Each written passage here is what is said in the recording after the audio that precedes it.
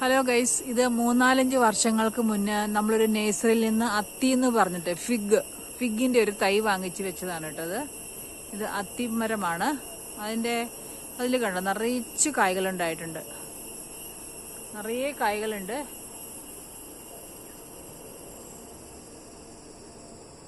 പക്ഷെ നമ്മൾ ഇതുവരെ അത് ഉപയോഗിച്ചിട്ടില്ല, കാരണം അത് നമ്മൾ വിചാരിച്ച പോലത്തെ ഒരു ടേസ്റ്റ് വന്നിട്ടില്ല. പക്ഷെ അതിൻ്റെ സ്ട്രക്ചറും അതിൻ്റെ ടെക്സ്ചറും ഒക്കെ വെച്ച് നോക്കുമ്പോൾ, അതിൻ്റെ ഷേപ്പ് എല്ലാം വന്ന് നോക്കുമ്പോൾ ശരിക്കും നമ്മുടെ അത്തിപ്പഴം പോലെ തന്നെയാണ് ഇരിക്കുന്നത്. ഇലയൊക്കെ ആണെങ്കിൽ കണ്ടത് നല്ല വലിയ ഇലകളാണ്.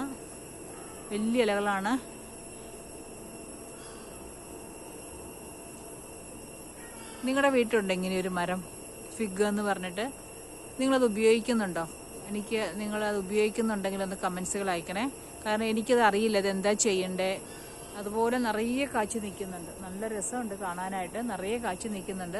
പക്ഷെ ഇത് എന്ത് ചെയ്യണം, ഉപയോഗിക്കാൻ പറ്റുമെന്നൊന്നും അറിയില്ല. അപ്പം നിങ്ങൾ നിങ്ങളുടെ അഭിപ്രായം ഒന്ന് അയക്കണം. കണ്ടോ, ഇതാണ്.